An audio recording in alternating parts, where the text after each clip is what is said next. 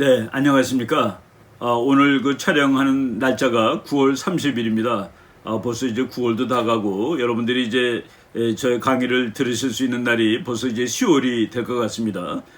지난주에 이 촬영을 한 다음에 아주 그 재미있는 논문을 하나 발견하고 제가 아주 자세히 읽었습니다.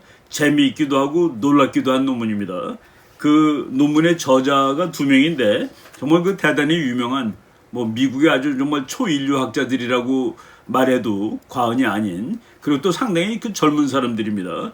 그 사람들이 이제 Foreign Policy라는 잡지에 논문을 이제 기고를 했는데, Foreign Policy라는 잡지는 그냥 쉽게 말하면은 대중성이 좀 강해요. 그럼에도 불구하고 상당히 그 우수한 논문들이 이제 많이 실리는 잡지인데, 미국의 민주당 계열의 외교 정책을 조금 좀 선호하는 그런 잡지라고 저는 생각이 됩니다. 논문 제목이 한번 읽어드리겠습니다. China is a declining power. 중국은 몰락하는 나라다. 몰락하는 국가다. And that's the problem. 근데 그것이 문제다. 여러분 이 제목에 대해서 동의하십니까? 중국이 몰락하는 나라라고? 미국이 몰락하는 거 아니야? 그리고 중국은 rising power고. 근데 하여간 이 저자들은 이렇게 썼습니다. 부제가 또 놀라워요. The United States need to prepare for a major war. 미국은 major war, 그러면 대전쟁이라는 뜻입니다. 대전쟁을 준비할 필요가 있다. Not because its rival is rising. 미국의 라이벌은 중국이죠. 미국이 전쟁을 준비해야 되는데 그것은 미국의 라이벌인 중국이 부상하기 때문이 아니라 but because of the opposite. 그 반대이기 때문에 그렇다라는 이 놀라운 제목입니다. 제가 오늘 이 놀라운 제목을 조금 각색해서 더 놀라운 제목을 붙였습니다. 그래서 제목을 중국은 끝났다. 그런데 그게 더 큰 문제다. 여기는 중국은 몰락하는 나라다라고 했는데 끝났다라고 쓴 이유는 우리 국민들한테 중국 그러면은 곧 미국을 앞설 나라, 라이징 슈퍼파워, 그리고 차세대 세계 패권국이라는 인식이 아주 많습니다. 최근에 와서는 좀 바뀌었습니다만은, 그래서 우리가 인식하는 중국의 부상은 끝났다. 그런데 그게 더 큰 문제라고 주장하는 학자들이 있다라는 그 말씀을 오늘 드리겠습니다. 요 시간적으로 봤을 때 요 논문을 다 읽어드릴 거기 때문에 조금 길어질지 모르는데, 이것을 좀 길어지면은 편의상 두 개로 쪼개가지고 여러분들한테 전달해 드리도록 하겠습니다. China is a declining power and that's the problem. 중국은 몰락하고 있다. 바로 그것이 문제다. 우리가 아는 상식을 완전히 거꾸로 뒤지면 도발적인 겁니다. 그런데 이분들이 나이는 젊지만은 상당히 대단한 학자들이고 읽어보니까 아주 논리가 탁월하다는 생각이 들었습니다. 우리들이 그냥 항상 아는 거는 미국과 중국이 서로 싸우는 이유는 중국의 힘이 세졌기 때문에 미국은 1등이고 중국은 2등이다. 근데 그 2등의 힘이 1등보다 훨씬 빠른 속도로 더 증강하고 있다. 증대되고 있다. 그리고 그것을 유명한 학자, 이제 하버드 대학의 그레엄 T. 앨리슨 교수가 바로 그 현상을 투키디데스의 함정이다라고 얘기를 했습니다. 투키디데스라는 좀 탁월한 역사학자죠. 그리스 학자인데 펠로폰네소스 전쟁사라는 책을 2000 수백 년 전에 썼습니다. 그 책에 보면은 이런 말이 나오죠. 아테네가 이제 아테네하고 스파르타가 그리스 반도의 두 개의 강대국입니다. 근데 원래 있던 1등 강대국이 스파르타예요. 근데 아테네가 힘이 막 무럭무럭 크는 겁니다. 그래서 스파르타는 아테네의 힘이 무럭무럭 성장하는 것을 그냥 두고만 볼 수 없었다. 아주 간단한 문장입니다. 이게 힘이 변화할 때, 강대국이 힘이 변화할 때 큰 전쟁이 나는 것이구나. 그리고 기왕의 세계 챔피언인 나라는 다른 나라가 힘이 무럭무럭 자라나는 것을 두고 보지 못하는구나. 이것을 오늘날에 갖다 대입을 하면은 중국의 힘이 무럭무럭 자라고 있습니다. 미국이 1등이에요. 근데 미국은 중국이 무럭무럭 자라는 것을 보지 못하겠구나. 그래서 그 두 나라가 결코 서로 정신 나간 나라들이 아닙니다. 미국은 1등하는 게 제일 좋죠. 중국은 1등이 되는 게 제일 좋고, 그래서 올바른 전략을 함에도 불구하고 두 나라들이 이제 싸움을 하게 되는 겁니다. 그래서 미오샤이모 교수 같은 사람은 그래서 강대국 국제정치는 비극이다라고 얘기를 했고, 그리고 이제 앨리슨 교수 같은 사람은 강대국들이 참 다 괜찮은 나라들인데 그 투키디데스 트랩, 투키디데스의 덫 또는 함정 때문에 참 전쟁에 빠져들지도 모르겠다라는 우울한 그런 분석을 이제 한 것입니다. 근데 우리가 상식은 원래 기존의 강대국이 있다. 그래서 그 나라가 세계의 질서를 유지하고 있는데 한 나라가 치고 올라온다. 이 치고 올라오는 나라는 언제든지 자기가 원하는 그런 국제 질서를 만들고 싶어하고 그러다 보니까 갈등이 필연적으로 난다라고 알고 있었습니다. 그리고 투키디데스의 이론에 의하면은 전쟁은 미국이 하는 거가 맞죠. 그냥 놔두고 있을 수가 없으니까. 그런데 그 이론이 틀렸다라는 주장이 나온 겁니다. 우리는 투키디데스 트랩을 아주 막강한 이론으로 알고 많은 학자들이 세상을 분석하는데 활용을 했는데 그렇지 않다라고 이제 나온 겁니다. 뭐 책 잠깐 보겠습니다. 예정된 전쟁이라는 제목으로 이 책이 이제 우리말로 번역됐는데 영어로도 Destined for War, 이게 전쟁을 할 운명이네 이런 뜻입니다. 그래갖고 미국하고 중국 사이에 전쟁을 할런지도 모르는 운명이 있는데 그 이유는 투키디데스 트랩이라는 것 때문에 그렇다. 투키디데스의 함정 때문에 그렇다. 그리고 그 투키디데스가 쓴 책은 펠로폰네소스 전쟁사라는 책인데 뭐 우리나라에도 아주 탁월한 번역이 나와 있습니다. 아주 엄청나게 두꺼운 책인데 고전을 전문적으로 번역하는 그 천병희 교수가 번역한 책이죠. 이 책에 그 나오는 아테네가 힘이 무럭무럭 성장하는 것을 스파르타는 두고 볼 수가 없었다라는 그 얘기를 제가 이제 미국에서 그 전쟁론 공부를 할 때 그 잭 리비라는 그분도 아주 유명한 학자입니다. 그분이 야 자기는 이 책을 읽고 이게 2000 수백 년 전에 쓴 책인데 그때 사람 그때 투키디데스가 국가들 특히 강대국의 전쟁의 원인을 설명하는 이 이론은 20세기인 지금 우리가 보더라도 탁월한 이론이다. 그러면서 우리가 국제정치에 대한 전쟁에 대한 이해 정도는 투키디데스의 것을 대폭 넘어서지 못한다라고 얘기를 하는 것을 들은 적이 있는데 정말 그래서 우리가 고전을 읽는 겁니다. 2000 몇백 년 넘은 책을 지금도 읽고서 지금의 세계를 이제 볼 수 있는 거죠. 그래서 투키디데스 그러면 아주 거물입니다. 국제정치의 거물인데 이 젊은 할 브랜드라는 교수하고 마이클 베클리라는 그 두 학자가 그거 웃기는 이론이야라고 얘기를 한 겁니다. 그 사람이 그 얘기한 거를 그 영어를 잠깐 읽으면 이렇게 되어 있습니다. The only problem with this formula is that it is wrong. 지금 이 투키디데스가 설명하고 또 뭐 그라함 앨리슨이 설명을 하는데 이게 아주 멋있게 설명을 하는데 그 포뮬라 공식이란 뜻이죠. 그 공식의 문제는 유일한 문제는 그것이 틀려버렸다라는 얘기라는 겁니다. 그게 틀렸다. 이 사람들이 어떻게 그게 틀렸다라고 얘기를 하려나 참 그 궁금증을 야기하는 그런 논문입니다. 원래는 지금 중국이 막 힘이 커지면서 못되게 굴죠. 어떻게 보면은 뭐 중국은 자기가 올바르게 한다고 볼 겁니다. 왜? 내가 2등이니까 나도 나의 몫이 있어야 되지 않겠어? 그 시진핑이 매일 미국한테 내 몫을 내놔라고 얘기하는 겁니다. 심지어는 그 중국 사람들이 미국한테 태평양을 반씩 나누자.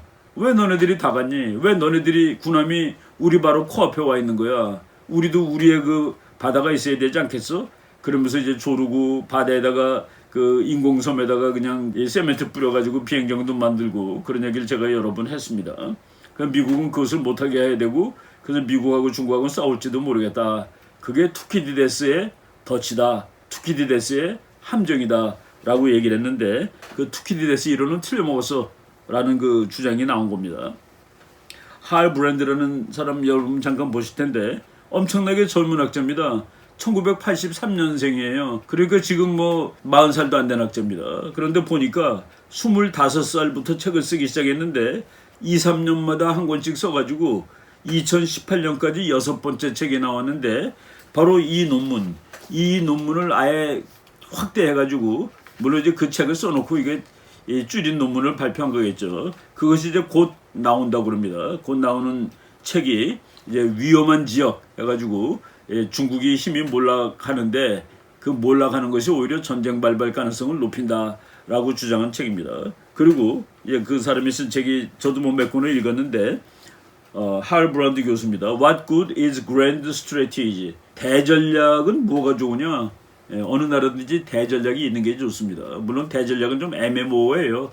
그런데 대전략이 있으면은 국가가 나가는 방향에 대해서 이 외교 정책 같은 걸 만들 때 그 가이드가 되고 그래서 그 큰 대전략이 있는 것이 좋다라는 그런 의미로 쓴 것이고 미국의 그 몇 개 정권을 분석한 책입니다. 그리고 할브란드가 쓴 뭐 여러 권 중에서 제가 이제 또 재밌게 읽은 책이 Making the Unipolar Moment. 유니폴라라는 건 뭡니까? 바이폴라는 그러니까 폴이라는 게 요 막대기죠. 이게 두 개 있는 그가 바이폴라인데 소련, 미국 이게 바이폴라입니다. 근데 소련이 망해갖고 미국 혼자 있는 게 유니폴라예요. 그래서 미국 혼자 있다가 중국이 또 커져서 이제 바이폴라가 되는데 이 사람은 아니다. 미국이 지금 완전한 그 유니폴라 혼자 세계 챔피언인 그 세상을 지금 잘 만들어 나가고 있다는 뭐 미국 파워에 대한 긍정적인 분석이라고 보아도 되겠습니다. 그리고 이 책은 제가 아직 읽지 않고 구입을 안 한 책인데 American Grand Strategy in the Age of Trump. 트럼프 시대의 미국의 대전략. 뭐 이 책도 제가 이제 구입 한번 할 계획으로 있습니다. 이런 책을 썼고 그리고 마이클 베클리라는 이제 공동 저자인데 이 사람도 아주 젊은 사람이에요. 젊은 사람인데 이 사람이 쓴 책은 Unrivaled.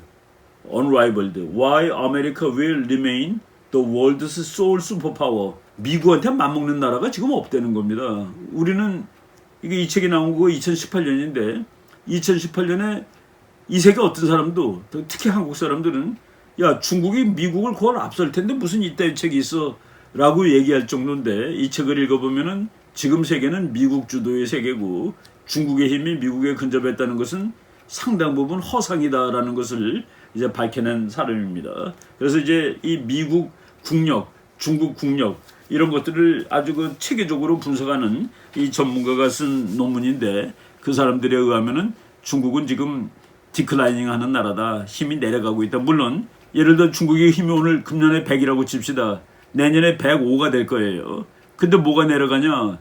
이 사람이 내려간다는 것은 미국과 중국의 힘의 비율에서 지금 중국이 끝까지 와 있다가 이제 그 비율상에서 더 미국이 100인데 중국이 70이었다. 이건 그냥 가정입니다. 그런데 그것이 마지막으로 이제 앞으로는 내려갈 거다. 그 상대적으로 그렇게 얘기한 겁니다. 그래서 제가 그런 의미에서 중국은 끝났다. 중국이 미국에 대한 도전은 끝났다라는 그런 제목을 단 것이죠. 한번 보겠습니다. 이 사람들이 투키디데스 이론 가지고 그 미국과 중국 관계를 설명할 수 없다 그랬는데 투키디데스 이론에 의하면 미국이 공격하는 거로 나오죠. 더 센 나라가 미리 공격하는 거로 나오는데 이 사람들은 이 세상에서 국가들 이제 그 행동이 다 다른데 현상을 유지를 원하는 나라가 1등입니다. 1등은 자기가 1등이니까 그래서 1등은 현상 유지 국가예요. 그런데 2등은 현상 타파 국가가 됩니다. 왜? 1등을 해야 되니까. 그런데 현상 타파를 원하는 나라가 전쟁을 하지 현상을 유지를 원하는 나라가 전쟁을 한다는 건 좀 그렇다. 그래서 투키디데스의 이론은 현상 타파를 원하는 나라들의 행동을 설명할 수가 없다. 그러면서 옛날 아테네를 보니까 아테네가 오히려 더 공세적이었다는 거예요. 물론 이제 스파르타가 먼저 공격한 건 사실이지만은 아테네가 더 공세적이었는데 그 이유를 아테네가 힘이 막 크다가 약간 주저앉는 듯 할 때 그때 아테네가 막 공세적으로 행동을 했다는 겁니다. 왜냐하면은 힘이 앞으로 계속 클 줄 알고 가만히 있었는데 이제 안 크네. 그래서 내가 힘은 이만큼 컸지만은 내가 원하는 걸 하나도 못 얻었네. 지금이라도 뭔가를 해야 되겠다라는 그 논리입니다. 바로 중국도 그렇다는 거예요. 그래서 이 사람들은 중국의 상대적인 힘은 절정에 올랐고 이제 내리막길로 치달을 것이다. 그러니까 이제 우리들이 하는 논쟁이 있죠. 야, 중국이 미국 앞서는 거야? 그 논쟁은 이 사람들한테는 적어도 끝난 겁니다. 중국은 결코 미국을 앞서지 못한다. Its relative power is peaking and will soon start to fade. 중국의 상대적인 힘은 피크에 정상에 올랐습니다. 그리고 이제 soon start to fade. fade는 사라지다 없어지다 이런 뜻이죠. 그렇기 때문에 미국과 중국이 전쟁에 빠져들지도 모를 진정한 위험이 있다. 그러나 그 이유는 투키디데스가 제시한 이유랑은 다르다. 오히려 힘이 정점에 올랐다는 함정 때문에 그래서 투키디데스의 함정이라는 말 대신에 이 사람은 피킹 파워 트랩이라는 말을 만들었습니다. 상대적인 힘이 최고에 올랐다가 내려가는 나라, 내려갈 무렵에 전쟁을 한다는 얘기예요. 왜? 예를 들어서 중국이 야 우리 힘은 상대적인 힘이 앞으로도 계속 올라. 옛날에 미국의 절반이었는데 지금은 미국의 70%야. 앞으로 5년 후에는 미국의 90%가 될 거야. 그러면 기다린다는 겁니다. 맘먹을 때까지. 그런데 이제 그 비율이 올라가다가 다시 내려가니까 지금이라도 뭘 해야 되지 않겠어? 라고 이제 마음을 먹을 거다는 얘기죠. 논리적으로 저는 상당히 맞는다고 보는데 이 주장을 하고서 이 저자들은 역사에서 그 사례들을 이제 찾아내는 겁니다. 역사에서 교훈을 얻는다면 힘이 몰락으로 인해 전쟁을 시도할 나라는 중국이지 미국이 아니다. 그러니까 투키디데스 트랩에 의하면은 미국이 중국을 먼저 건드려야 되는데 이 사람들은 역사적인 경험에 의하면은 싸움을 걸 나라는 중국이지 미국이 아니다. 바로 아주 그 정확한 지적을 저는 하고 있다고 봅니다. 그냥 우리가 상식적으로 알던 거 잠깐 말하겠습니다. 중국이 가난하고 약하다면은 미국과 중국이 싸울 일이 없다. 당연히 맞는 얘기죠. 그것이 투키디데스가 한 얘기다는 얘기죠. 근데 중국이 점점 세지니까 싸울 일이 생겼는데 미국이 와서 때릴 것이다. 그런데 이 젊은 두 저자는 아니다라고 얘기하는 겁니다. 뭐 지도 한번 보시겠습니다. 중국이 과거에 힘이 약할 때는 중국 앞바다가 전부 다 미국의 바다였습니다. 미국 군함들이 마음대로 다녔죠. 그런데 지금 중국이 해군력을 늘어가지고 막 바깥으로 나오는 겁니다. 제1도련선이라고 해가지고 여기 제일 안쪽에 있는 선이에요. 그리고 제2도련선 그러면 일본 바깥에 있는 선인데 중국이 미국한테 태평양 반으로 쪼개 왜 네가 다 가져? 라고 한 그 선입니다. 근데 지금 미국은 결코 이것을 양보할 수 없다. 이 선까지 중국이 나오면은 한국, 일본, 필리핀, 인도네시아 다 뺏기는데 그럼 미국이 무슨 재간으로 세계 챔피언을 유지하냐. 그래서 이제 미국은 결코 이것을 허락하고 있지 않는 것이죠. 그래서 이제 우리가 아는 이론은 중국의 힘이 커지니까 전쟁 날 확률도 커졌다라고 얘기하는데 그런데 그냥 우리가 상식적으로 현상에 만족한 나라보다 현상에 불만한 나라가 전쟁 일으킬 확률이 원래 더 높지 않겠습니까? 1등보다는 2등이 싸우고 싶은 마음이 더 높을 거예요. 그거를 이제 우리 투키디데스 이론은 설명을 못했다라고 얘기를 하면서 중국 얘기도 하는 겁니다. 중국의 등소평이라는 이 사람은 그 현명한 지도자라고 볼 수 있습니다. 그리고 전략도 있는 사람이고 사회주의면 뭐하냐 다 굶고 있는데 굶고 있는 판에 사회주의 따지게 생겼냐?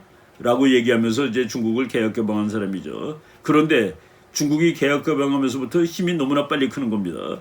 인구 10억이 넘는 나라가 1년에 10%씩 성장을 하니까 이제 국제정치 구조의 변화가 일어나죠. 그러니까 다른 나라들이 이제 경계하는데 이 사람은 이렇게 얘기를 한 겁니다. 도광양해 우리 다 아는 중국의 교훈이죠. 때를 기다려라. 시간을 벌라. 이런 겁니다. 때를 기다리고 시간을 벌라. 너무 힘이 늘었다고 껍적대지 말라. 라는 얘기인데 이 이론에 의하면은 중국은 끝까지 기다리고 있다가 미국보다 능가할 때 그때 그냥 자연스럽게 뭐 세상을 지배하면 되는 것이죠. 그러니까 이 할브랜드 교수하고 베클리 이론은 2등이 어떻게 하느냐에 따라서 전쟁이 나고 안 나는 것을 봐야 된다라고 이제 주장하는 건데 언제 나느냐? 앞으로 계속 우리 힘이 늘을 거라고 생각하고 있었는데 그것이 아닐 때 그때 2등이던 나라는 이거 내가 아무것도 챙기지 못했는데 이거 큰일 났네. 지금이라도 지금 내 힘이 가장 상대적으로 쓸 때 이때 내가 원하는 걸 해야지 라고 행동할 가능성이 있다는 얘기입니다. 그래서 이제 이 논문에는 이런 말이 나와요. 생각을 달리 해보자. 불만스러운 나라가 그동안 힘을 확대시키고 있었다. 2등을 다 그냥 불만스러운 나라라고 본 겁니다. 영어로는 리비저니스트 파워예요. 이제 이 세상을 바꾸고 싶어하는 나라. 그런데 그 나라가 이제 힘의 정점에 도달했다. 경제 발전 속도가 느려지기 시작했다. 그동안 그 나라의 공세적인 행동은 힘이 커지는 동안은 막 공세적인 행동을 하죠. 중국이 옆에 있는 나라들한테 한 거가 보면은 전랑 외교 그래가지고 아주 공세적으로 행동을 했습니다. 공세적인 행동은 라이벌 국가들의 단합을 초래해야 했다. 지금 중국을 견제하기 위해서 얼마나 많은 뭐 국제 기구 생기고 동맹 생기고 그럽니까? 최근에 지난주에 제가 그 오커스 동맹에 대해서 말씀드렸죠. 그런 것들이 막 생겼는데 그래서 중국의 미래는 별로 밝아 보이지 않는다. 무한정 발전할 가능성은 이제 없다. 이럴 때 중국이 어떻게 할 거를 생각해 보자는 겁니다. 이 같은 상황에서 현상 타파국은 과감하고 심지어 공격적으로 행동할 수 있을지 모른다. 너무 늦기 전에 할 수 있는 일을 해야 하리라고 생각할 수 있는 것이다. 나는 이 논리적으로 참 맞는 그런 주장을 하고 있다고 봅니다. 국제정치에서 위험한 상황은 오랫동안 힘이 증강되던 나라가 힘이 급격히 감소되는 시점에 항상 발발하였다. 힘이 쭉 크던 나라가 더 클 줄 알고 가만히 있었는데 이게 내려가는 거예요. 그때 이 나라는 사고를 칠 가능성이 있는데 그게 지금의 중국이다 라고 생각을 하는 겁니다. 그래서 그 아테네도 보니까 아테네가 이제 힘이 쭉 가다가 이제 잠깐 섰답니다. 그때 엄청나게 공격적으로 행동을 했대요. 결국 전쟁은 스파르타가 먼저 일으켰지만은 이 학자들의 얘기에 의하면은 아테네도 전쟁이 일어나기 직전에 상당히 호전적으로 이제 행동을 했고, 그리고 그 외에 다른 나라들도 쭉 보니까 쭉 크던 나라가 힘이 증강이 정지됐을 때 그냥 역사의 무대로 조용하게 사라지지 않았다는 얘기입니다. 항상 그들은 주제넘게 또는 경솔하게 성급하게 공격적인 나라로 탈바꿈하였다. 그래서 피킹 파워라는 개념을 만든 겁니다. 힘이 제일 정점에 올랐다가 내려갈 때 그때 전부 다 말썽을 부리고 전쟁을 한다는 거예요. 근데 피킹 파워라는 게 꼭 1등이 되는 것을 의미하는 거 아닙니다. 중국이 쭉 올라가다가 섰어요. 1등이 되기 전에 쓴 겁니다. 얘 내려가. 옛날에 일본이 그랬고 독일이 그랬습니다. 바로 계속 경제가 발전하고 군사가 늘었다가 이것이 정지될 무렵에 전부 다 독일은 1차 대전, 2차 대전을 일으켰고 일본도 2차 대전을 일으키는데 바로 그 무렵이었다는 것을 이제 역사적으로 아주 자세하게 설명을 하는 겁니다. 이 사람들의 이론 중에서 우리가 그 중요하게 생각해야 되는 것은 중국이 미국을 앞설 가능성은 아예 없다라는 그 얘기입니다. 뭐 우리나라 학자들 중에서 중국이 미국 앞설 가능성 없다라고 얘기한 사람은 그다지 많지 않아요. 뭐 저는 이제 그 가능성은 없다라고 이제 얘기를 했는데, 제가 그 나의 논리는 미국이라는 나라가 중국이 1등이 되도록 그냥 두지는 않을 거다. 그런데 전쟁을 하지는 않는다. 경제력으로 중국의 1등을 막을 것이다라고 이제 주장을 하고, 뭐 그것이 최근 역사에 뭐 상당히 그 반영이 됐다라고 보입니다. 힘이 무럭무럭 증강하는 동안 그 나라는 야망을 가져요. 중국도 엄청나게 야망을 길렀습니다. 민족주의적이 되고 국민들이 이제 기대감이 됐고, 그런데 그것이 내려갈 때 이제 문제점이 생기죠. 불만이 폭발하고 뭐 속에서 야단이 나는 겁니다. 그 말로 하면 스태그네이션이 오는 거예요. 그때 독재가 나타나고 외부적으로 공격적인 행동이 나타나고 그러는데 바로 시진핑이가 지금 그러고 있다라고 얘기를 하고, 이 저자들은 미국도 그랬다는 거예요. 미국이 엄청나게 발전하다가 이거 딱 쓸 때 미국이 어마어마하게 제국주의로 나갑니다. 그래서 필리핀 점령하고 뭐 군함 느리고, 그때가 미국이 막 빨리 발전하다가 발전 속도가 늘어질 때, 러시아도 그랬답니다. 러시아가 막 발전하다가 발전 속도가 늦어질 때 군대 몇십만으로 이제 시베리아 점령하러 오고 만주 점령하러 오고, 그게 바로 다 우리나라 현대사에 나타나는 거죠. 그리고 소련이 2008년까지 엄청나게 발전하다가, 이게 러시아죠. 그때 섰을 때 푸틴이 엄청나게 공격적인 행동을 했다. 그리고 1970년대에 대단히 민주적인 프랑스조차도 경제가 멈추다니까 대외적으로 호전적이었다. 그래서 이 사람이 그 패턴을 이제 찾아낸 겁니다. 막 발전하던 나라가 1등이 아닌 나라들 중에서, 즉 현상을 타파하고 싶은 나라가 막 발전하다가 쓸 때 그 나라들은 지금이라도 공격적인 행동을 함으로써 뭔가를 챙겨야 되겠다라고 얘기를 했는데, 독일, 일본, 그것은 뭐 역사적인 교과서다까지 얘기를 하고 있습니다. 이거 제가 나중에 뭐 외교사 강의할 때 한번 그 뭐 자세하게 설명을 하겠지만은, 하여간 막 빨리 발전하다가 발전이 쓸 때 그것이 세계 1등이 되지 못했다라는 소리는 아닙니다. 강대국으로 올라가는데 내가 저 라이벌 강대국한테 앞으로 따라잡을 가능성이 없어지네. 이때 큰 전쟁들이 막 났다. 그래서 뭐 독일, 일본 이런 나라들이 아주 그 중요한 사례다라고 얘기하면서 바로 중국이 지금 그런 상황에 도달하였다라고 얘기를 하는 겁니다. 그 다음은 이제 중국 얘기, 중국의 상황이 어떤가에 대해서 좀 보다 자세하게 이 논문을 인용하겠습니다.